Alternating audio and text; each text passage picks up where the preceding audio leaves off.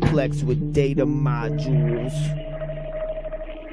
and augmented sequence arrangement, polyphasic adjustment, cancel out your TV screens with information dreams, obliterate ordination status over ordinance of electrical fences, bioenhancement with converter nodes, reality with quixotic displacement, a large containment selected for automatic cube storage for the backdrop of stranger anonymous user interface data when we apply the laser Metatron satellite for program code.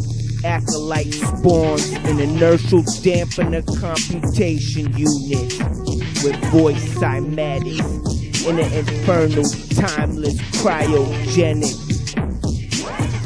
to penetrate any cerebral fortress. Ill maladjustment for reconstructive thought enhancement. Biowave, cyber catalog algorithm with a unique spectrum of intricate space. Complexity over modulation, abstraction over experience, in a secret underground missile base. Giving thanks to the idols of Shiva and Kali, summoning doom. Ensemble of memes, reality through screens, not what it seems. Crimson prisms with enhanced outline. White noise canceling silence within, dulling the shine.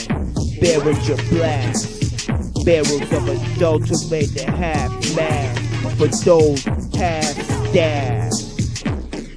Standing folded crash, many wires and drones in this conduit of caravans, reconstructive outline and systematic chemical induction.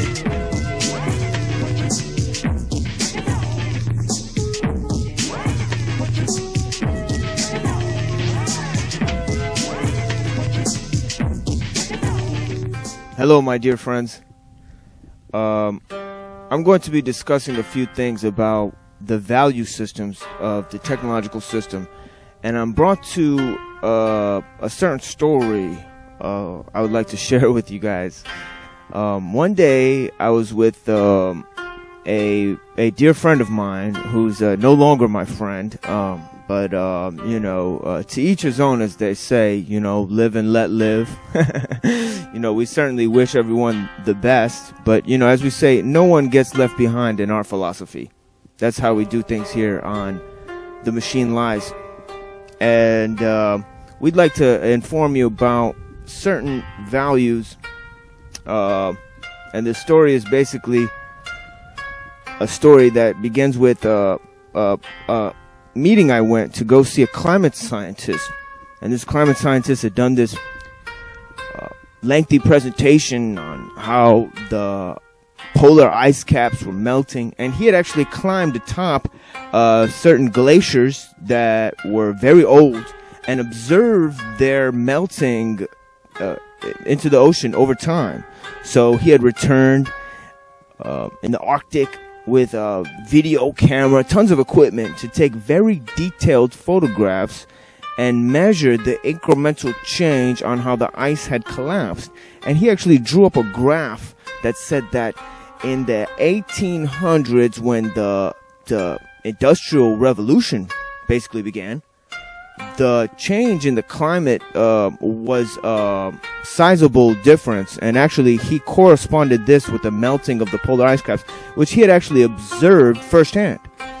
And so I asked this man at the end of his presentation whether finding out what he had about the decay of the climate due to the technology in the 1800s, whether he was willing to offer any statement about his own propagation of the use of technology. Meaning that he had gone up to these ice caps to observe these glaciers melting at a very close range and used very high technological equipment in order to show people what the problem was. But the very same equipment he was using, instead of saying that the equipment and the technology is what got us into the problem in the first place, which is the conclusion he reached through his research, why would you then use the technology to propagate no solution, just to show everyone the problem? So I thought his kind of methodology led to nothing, and I kind of asked him, then what? You know, say you've observed these this great change after the 1800s. What are you going to do about it? Are you ready to stop going on glaciers and taking pictures of icebergs using the technology that got us into the problem in the first place? He was obviously not prepared to answer. The friend I was with was visibly upset because of his response. He was actually not ready to engage with me. He actually dismissed me quite readily and said some very impertinent things, saying I was either high or drunk, and how dare I question him, and all these things. That's okay, but we observed that certain people are not willing to pay attention to the truth that's laying right at our feet, the truth that seems to be hidden in plain sight, if you will. Because as we know, friend, that is the best place to hide. And as we see, our friend's son is hiding now. But we'll go back to him in a minute. But moving along, we'd like to discuss the various factors that make creativity indistinguishable from genius. Now we see that there is no difference between creativity and genius. The only marker of a genius is that you don't know what it took to invent or to think of the things that were manifested through his own mind. So because you don't know the process it took to get there, you simply have no explanation for the process it took to get there. So genius is actually indistinguishable from insanity. And we'd like to send a shout out to our friends who think creativity is the basis for human improvement.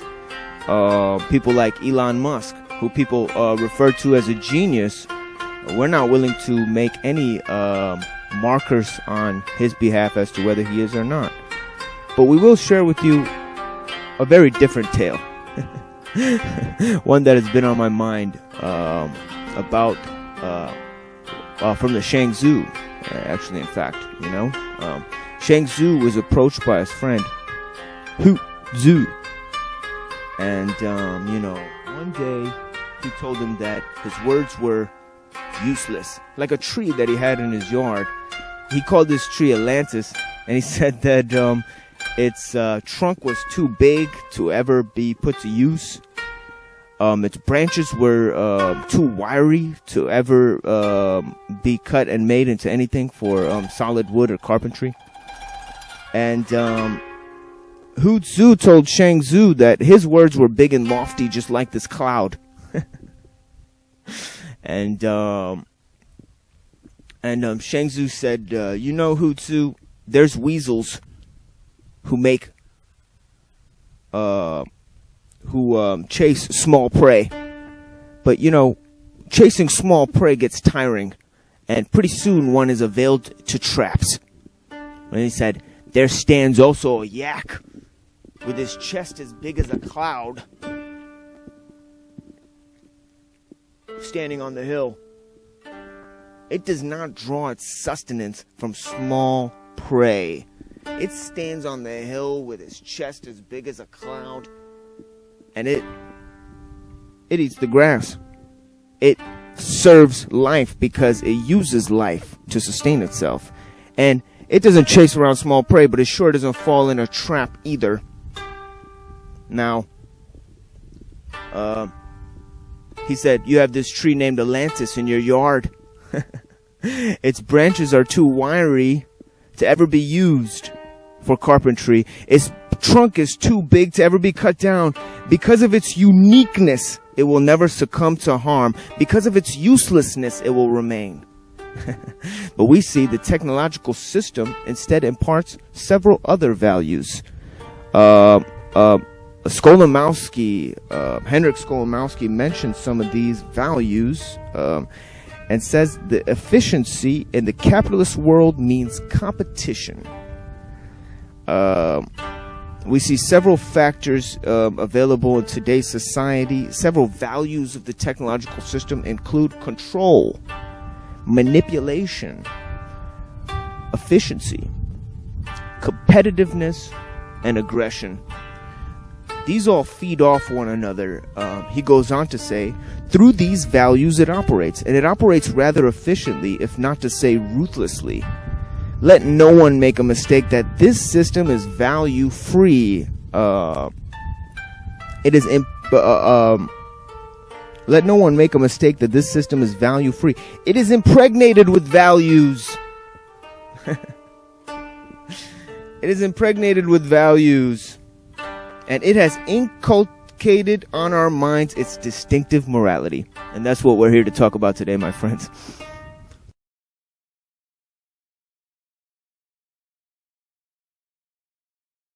The stages of technology are readily compared to the stages of industrial growth. These stages are dictated by energy production. Observers thus speak of the first industrial revolution, characterized by the use of coal as a power source, and by the machines built to use coal. Then came a second industrial revolution, characterized by electricity. The third one causes some wavering, the use of atomic energy. But for several years now, people have been speaking of a fourth industrial revolution, the one launched by the computer. It is obvious that we are now switching gears, for this is no longer a change or advance in power sources. The dominant factor is no longer a growth of potential or exploited energy, but rather an apparatus of organization, information, memorization, and preparation for decision-making, to replace man in a huge number of intellectual operations. 35. We can see that all the above stages are linked to the use of machines and specific technologies. But technology is then viewed as a reality that is independent of more or less improved practices and of machines. Technology as a whole has a general character in relation to individual technologies, but it does not leave the area of machine application. Nevertheless, a new meaning soon appeared. It became more and more obvious that these technologies and machines had vast consequences for human behavior and societal organization. People now began speaking of the technological society, Georges Friedman, Société Technocene. Using technology in a wider sense, they began studying the machine not only in itself, but also in its relations to man and society. We will not examine here this social science of technology studied as the industrial society. 36. Nevertheless, at that time 20 years ago the term technology was limited to the strict meaning of a scientific study of technological processes with no reference to sociological dimensions. For the latter, people spoke of a sociology of the machine or of technology. However, a new concept was already emerging. On the one hand, technology could apparently be defined very broadly in terms of what had implicitly been its overriding feature since its origins, efficiency. People could now say that technology was the ensemble of the absolutely most efficient means at a given moment. This allowed unhooking technology from the machine. For there were so many other technologies than those coupled to machines, for instance, sport technologies. Moreover, this definition had a great advantage. It reminded us that technology was made up of means, all means, but that we could focus only on those regarded as the most efficient at any moment, because that was the very criterion of choice and progress in the technologies. In other words, wherever there is research and application of new means as a criterion of efficiency, one can say that there is a technology. The latter is not defined by the instruments used or by some area of action, clothing, transportation, etc. There are perfectly abstract technologies, for example, speed reading. Yet the same word was employed to designate the parcellary, mechanical technologies and technology in that latter sense. 37. Lionel Robbins, for example, The Sociological Imagination, p. 80, rightly says, "It is not an exaggeration to say that, at the present days, one of the main dangers of civilization arises from the inability of minds trained in the natural sciences to perceive the difference between the economic and the technical." 38. So long as we fail to study the technological phenomenon beyond its economic implications and the problems of the economic system and class struggle, we are doomed to ignorance of contemporary society, and hence, impotence for any revolutionary action. 39. Economic progress and technization are not synonymous. Technization does not have an economic aspect from the very outset. Today, if there really is a potential and debated kinship between technological and economic growth, there is no kinship whatsoever between technological growth and economic development, as we shall see. 40. There is a world of difference between the laboratory discovery of a technology and its universal application. 41. It is not the dangers in the growth of those technologies that frighten me, but rather the childishness of the authors who believe that these technologies are already here and that tomorrow's world is today's laboratory.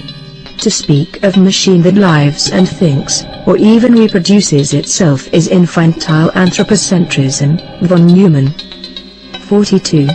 New Age thinking and technology. Carl Reich. Technology itself produces consciousness, which is that of man as a free and spiritual adult. Hippies everywhere.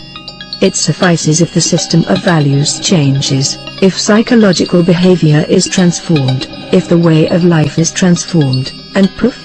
Technology has no more power. The triumph of long hair and bell-bottoms, proclaims Reich, guarantees our mastership of technology, for the choice of a lifestyle is an act of transcendence of the machine, an act of independence, a declaration of independence. We are entering a new age of man. 43. Technology as an environment. 44. People generally conceive of technology as a means of action allowing man to do what he was unable to achieve by his own means. That is true, of course. But it is much more important to consider that these means are a mediation between man and his natural environment. This mediation can be either passive or active. Clothing, dwellings, technological products are screens placed between the body and the surrounding environment. 45. As Simondon emphasizes, concretization gives the technological object an intermediary place between the natural object and the scientific representation of the abstract, that is primitive technological object, which is a far cry from constituting a natural system. It is the translation into matter of a set of scientific notions and principles that are separate from one another. On the other hand, the concrete, that is evolved technological object approaches the existential mode of natural objects. It tends towards inner coherence, towards closure of the system of causes and effects. Furthermore, it incorporates a part of the natural world, which is involved as a condition of functioning. 46. It has often been said that work is what makes the human being the mediator between nature and mankind as a species. If this is true, then technological work creates for itself the most immense set of mediations imaginable because the work is incorporated and lasting. 47. Through technological activity, man creates mediations, and these mediations can be detached from the individual who produces them and conceives them. The individual expresses himself in them but does not adhere to them. The machine has a kind of impersonalness, which allows it to become another man's instrument. The human reality that it crystallizes within itself is alienable precisely for being detachable. The technological object, conceived and constructed by man, is not limited to just creating a mediation between man and nature. It is a stable mixture of the human and the natural. It contains the human and the natural. It gives its human content a structure resembling that of natural objects. It can be inserted into the world of natural causes and effects in that human reality. The relation between man and nature is not merely experienced and practiced in an obscure fashion, it takes on a status of stability, of consistency, which makes it a reality having its own laws and its orderly permanence. Technological activity, by putting up the world of technological objects and universalizing the objective mediation between man and nature, reattaches man to nature with a far richer and more definite bond than that of the specific reaction of collective labor. 48. All those things are perfectly true. But we have to add that this mediation becomes exclusive of any other. There are no other relationships between man and nature. The whole set of complex and fragile bonds that man has patiently fashioned, poetic, magic, mythical, symbolic bonds, vanishes. 49. There is only the technological mediation, which imposes itself and becomes total. Technology then forms both a continuous screen and a generalized mode of involvement. Technology is in itself not only a means, but a universe of means in the original sense of univsum, both exclusive and total.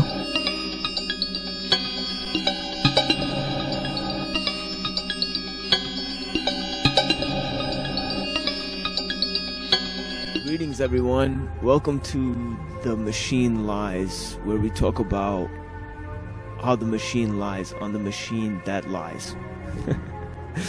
We're here discussing another segment of some very important preliminary topics that have been opened up for discussion.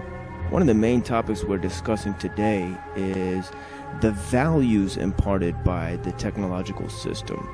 I know in episode 2, at the second part, I talked about the various factors which make technology not optional for daily use in life. And these would pertain to the factors that decide whether technology itself is neutral. That means whether the outcomes of technology and the technological system actually depend upon how technology is used. We argued in episode 2 of Machine Lies that this was just not possible given the various aspects of how the machine operates in society. One of the main factors is that the technological system is not under human control.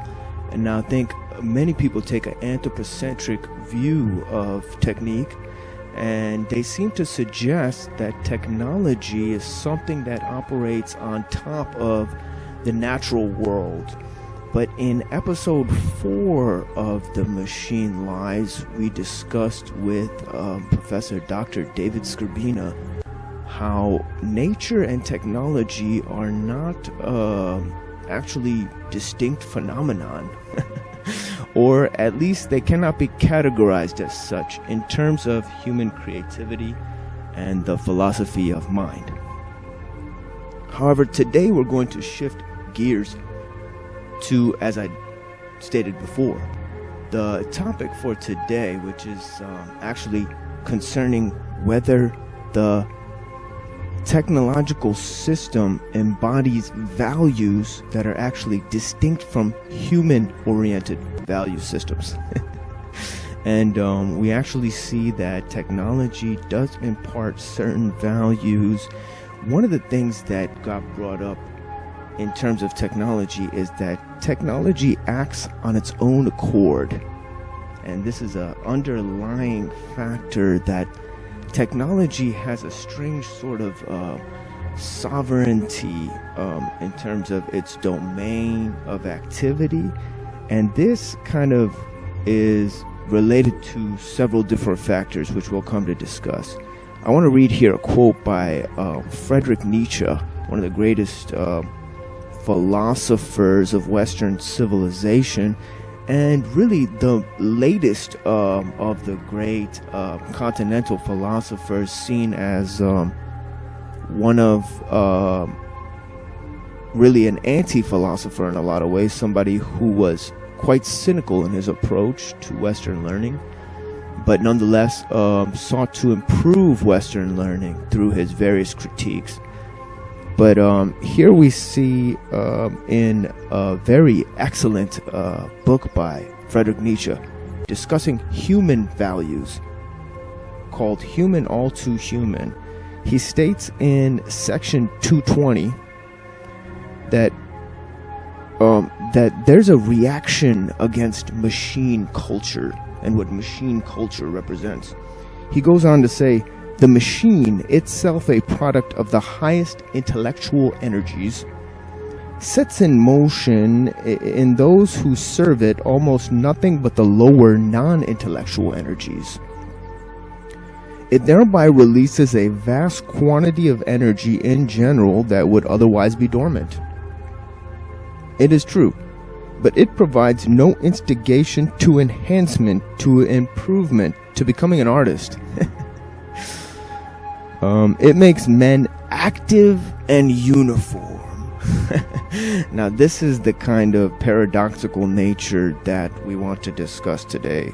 That technology makes men active yet uniform. This means that although you're in constant movement, you're also more withdrawn, because technology seeks a personalized interaction, and the person who's using the machine has a one-to-one relationship with the technological system that is not thereby expressed in human engagement.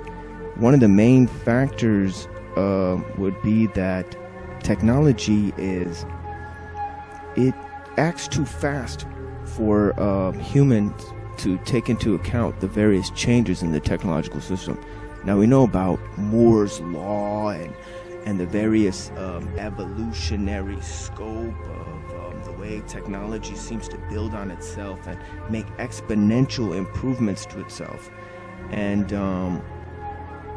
what this really seems to imply is that the speed of innovation is much too fast or too sudden for humans to actually make impact on the scale of innovation. Now, we have to ask ourselves, just what is innovation? Innovation is something that nobody has thought of yet, but that also means that it's not to be expected. So whatever is next in terms of the scale of innovation is very hard to predict. There's actually no method of predicting innovation or what direction innovation will go. And this is one of the most shocking aspects of, I guess, progress itself, that there's no real difference between creativity and madness. And we'll come back to this point. But first we want to elaborate on this other aspect that seems to suggest that the technological system seems to anticipate changes before humans can alter their own behavior to match the speed of innovation and change. Now, we see this phenomenon in a city, where the more people in a city per population density, the faster people are, the more words people say per minute, and the more steps they take per minute, as has been shown. And it seems like that when you're near a city, the rate of change, the speed of movement, the forced socialization, the rule of experts is all magnified. And, the city is actually the center of technological innovation because it's the center of trade. And, we'll come back to that point. But first we want to discuss that changes are hard to affect in a technological system because technology is all interconnected. It seems to have, this goes back to the fact that it makes men uniform. So quite paradoxically, humans are not inundated with the same rate of change, it actually seems to stultify human behavior, because the more humans rely on the rule of experts, the less they are able to affect changes in their environment as an individual. So we see forced socialization on a massive scale actually leads to extreme atomization of the individual, quite paradoxically. And that seems to be one of the factors that makes technology very interconnected. See, all technological change is an interconnected web. You know, every technological improvement is based on previous developments and changes, so that the knowledge builds on the other knowledge. It's a very brick by brick process, whereas innovation, quite paradoxically, is sudden. There it is. We're forced to believe that what you see is what you get, and in extreme sort of voyeuristic manner, anticipate change, or just wait for change to come. But then again, it's hard to predict the change, because that's exactly what progress seems to imply, that you'll be dealing with something you've never dealt with before. So this is a very kind of another paradox in which technology seems to have a stultifying effect on human behavior. It seems to go outside of the range of man-made progress and man-made thinking to, again, a very quixotic, paradoxical realm. And because technology is so specialized, because of the rule of experts, it also seems like another effect of the technological system is that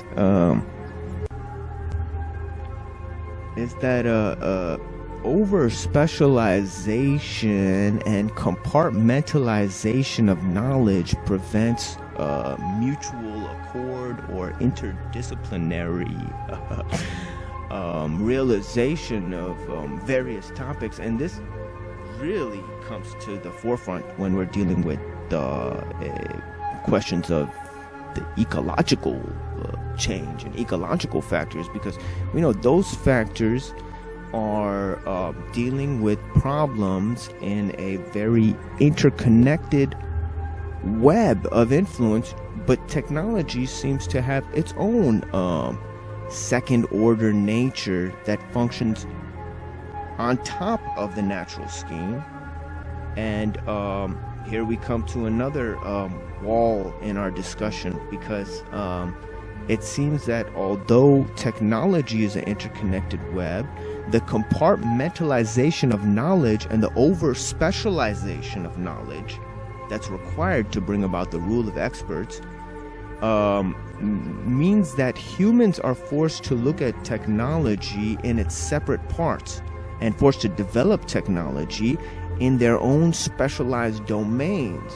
And this is how the system seeks to improve itself. It seeks to improve itself incrementally through specialization, while remaining interconnected. So that's another key point, that because of the lack of mutual discussion that's brought forward by over specialization and compartmentalization of knowledge, we have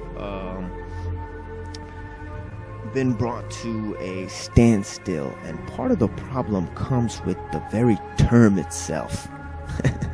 The very term technology was presented to us by the man who created compartmentalization of knowledge, in my opinion, which was Aristotle. And Aristotle seems to have combined the two terms techne, which can be translated as art or skill or even craft, and logos, which is speech or symbol or reason. can be translated as. But in terms of the Aristotelian way of understanding it, because his views differed from Plato a little bit, but Aristotle seems to have thought of logos, as some type of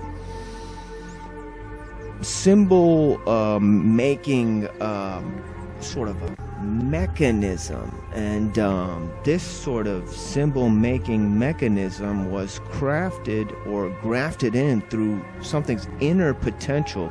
And we see that these terminologies, Aristotle was neologian, if anything. I believe he was a neologian before he was a philosopher, which means that he seems to invent new categories for different aspects of knowledge. And that's when he, especially in his rhetoric, he invents the term technology by combining the term techne and the term logos. So techne, logos, technology. So this is how it's spelled out. Of course, there's another word that comes to mind, which is the machine. Of course, machine comes from the term mechane, which is also a Greek term, and we also have the term in Arabic, makan, and makan actually means dwelling place or house.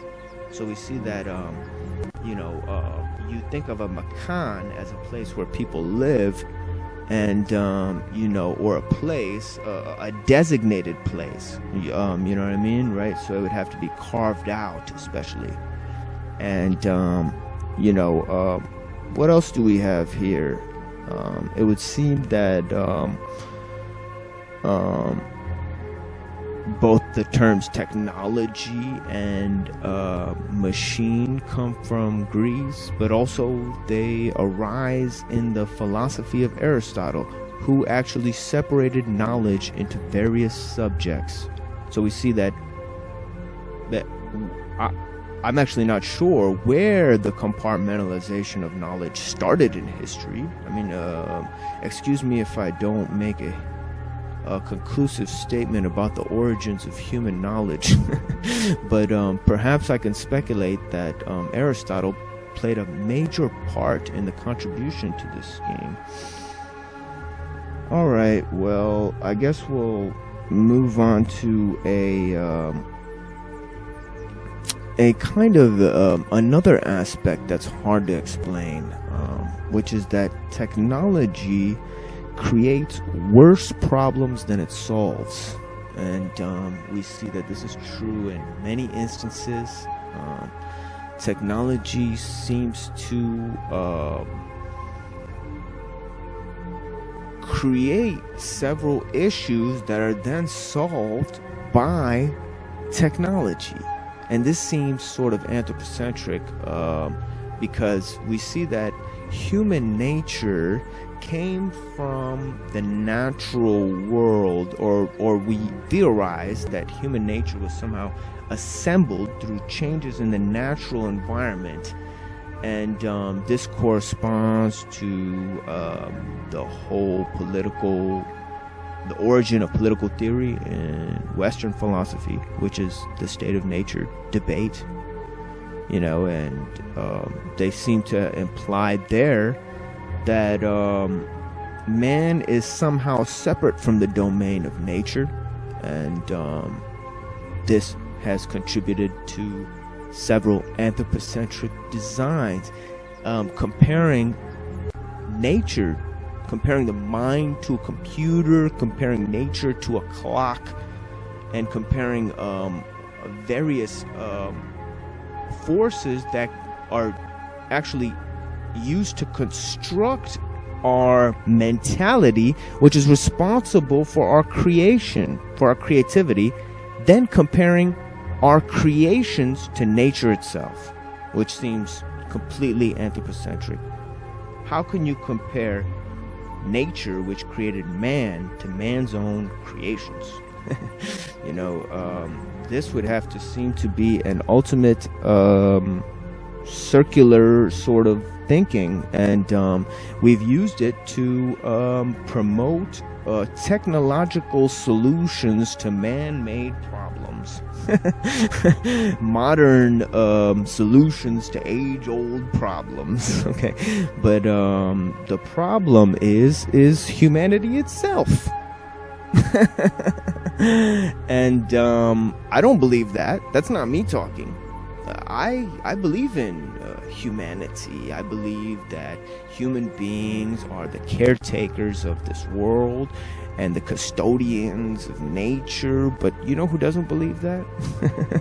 Is the transhumanists, the eugenicists, and the people who design the world system that we're living in. I'd like to read a quote from the Limits of Growth document written by the Club of Rome, a quote by Alexander King that's located in that document. That was a report from a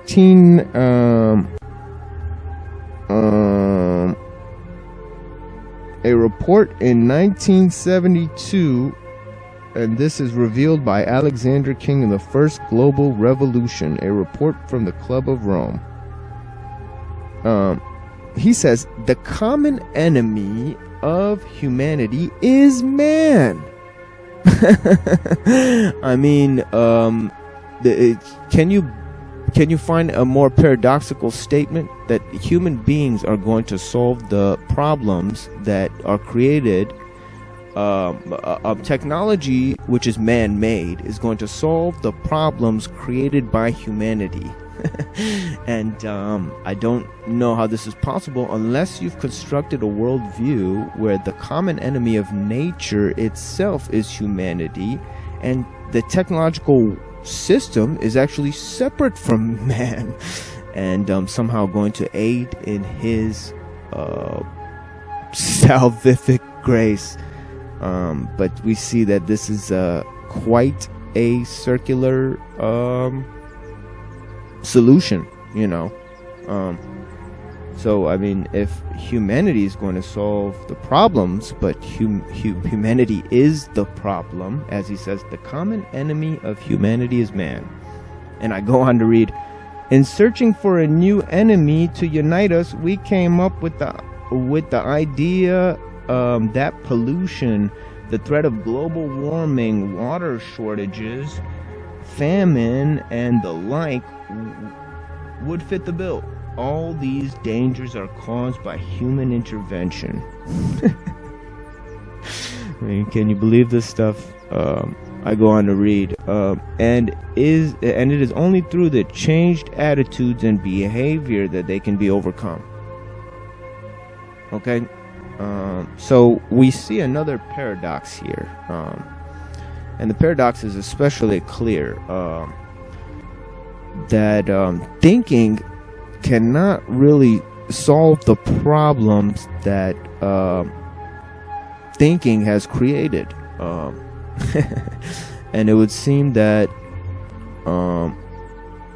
the more closed off a system is to what's going on outside of it, the less able it is to deal with the changes that happen truly outside of it.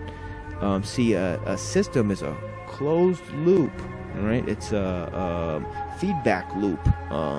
If you say even a very long, drawn-out one, you know, where certain energies are fed into the loop, and certain energies are released, only to be fed back in, and that's why a system is not readily available to perceive the changes that are going on outside of it. And all systems are sort of, self-referential in this way, you know. And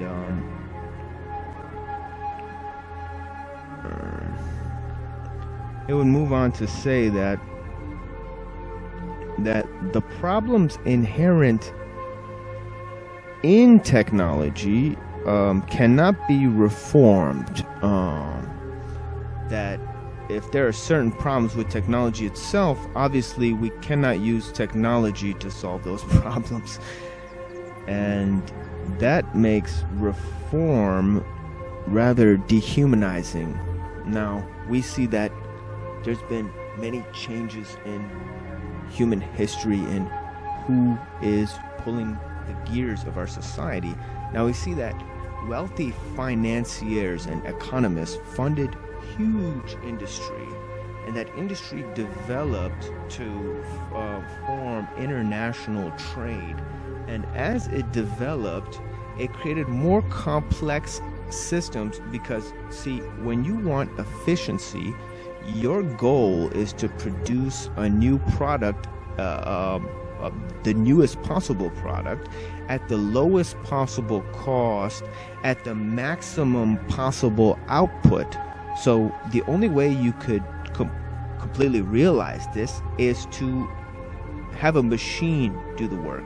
If you rely on humans to do the work, there'd be no way to realize this situation. So they had humans run the machines.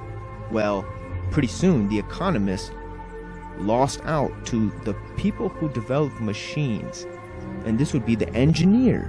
The engineer soon overtakes the economist in planning society, because the engineer knows how to run the machines, and by knowing how to run the machines, he gains access to what makes products that keep the society intact.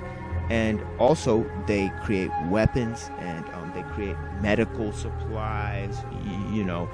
These are people who are people who have technical know-how.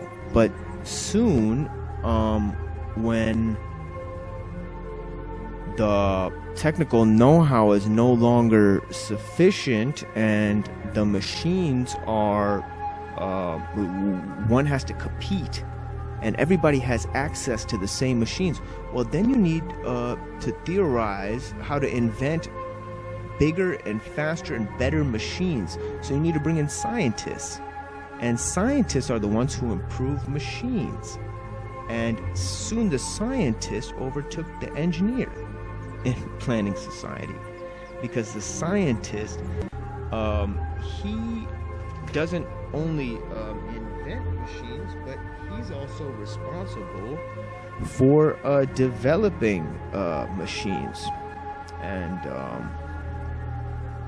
since he's responsible for development of machines and not simply in running the machines themselves, they're especially seem to be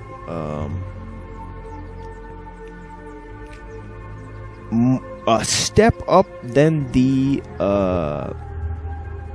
scientist. Now, the scientist creates something which is a machine that seems to watch itself. Now, this, of course, seems to be automation.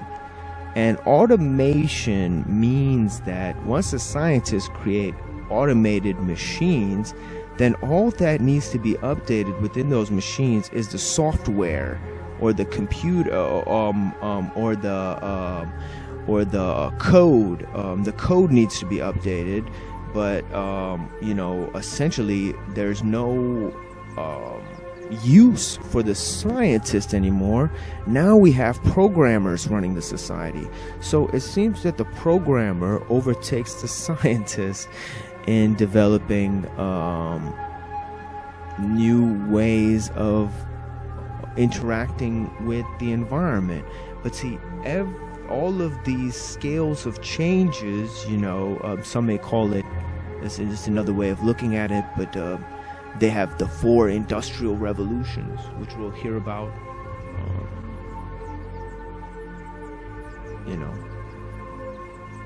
quite frequently. And we just heard partially from the excerpt from Jacques Ellul that on various changes,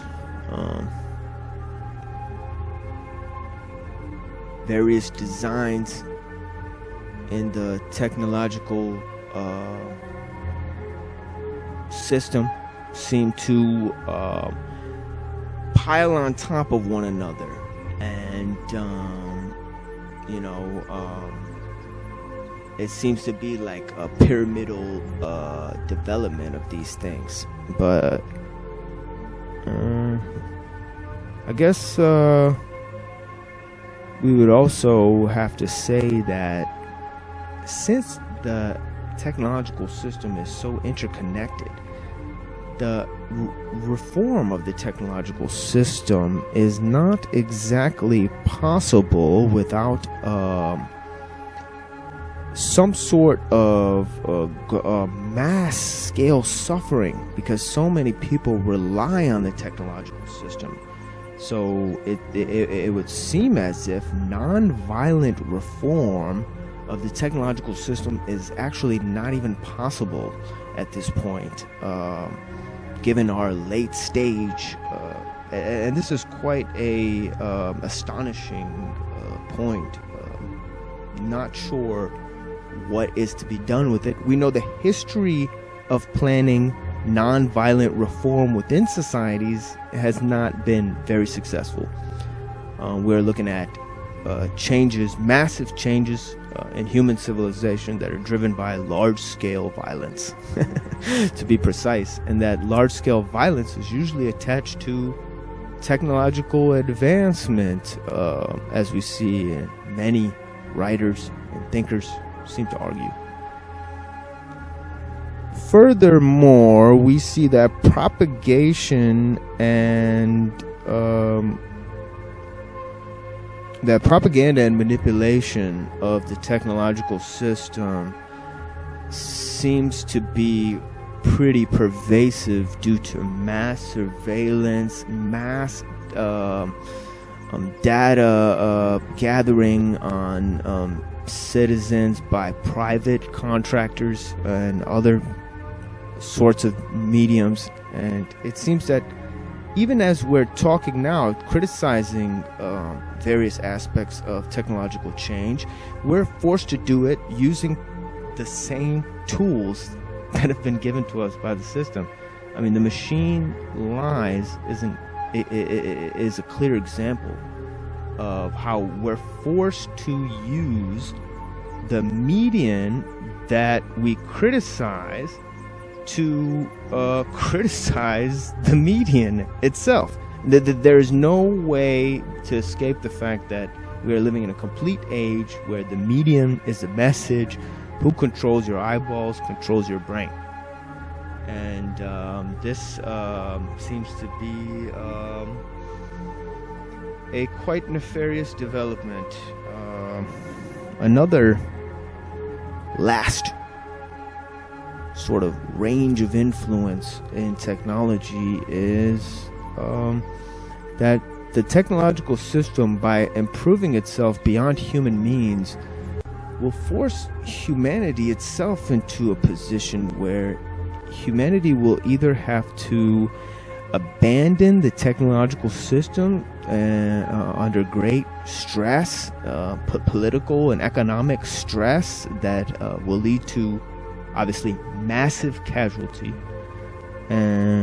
or humanity will simply be overtaken by machines. If machines continue to improve themselves beyond human means, then as certain technologists predict and even anticipate and even support, quite paradoxically, they want to be subsumed under technology, or they feel that this is a natural evolution.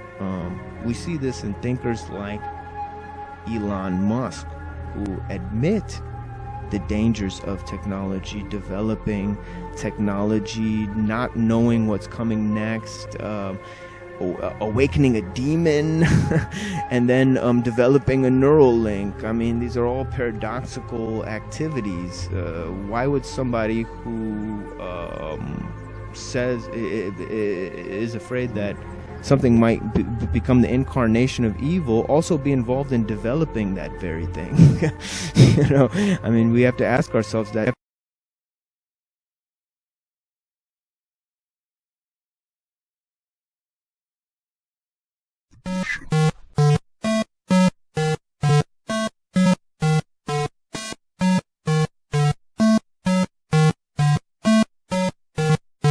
They call me an alpha dog, so I came here to prove it. They ask me how it's done, bitch, I just do it. Nipping at your heels with some swag ass beats. I'm coming for you, motherfucker. Don't sleep. They call me Great Day, cause that's what I am. Like Nuerolinguistic, I did it like bam. Alpha dog. Came here to prove it. They ask me how it's done. Bitch, I just do it. Do it.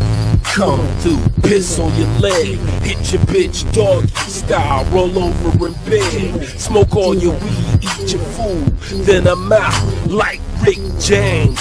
Fuck your motherfucking couch, nigga.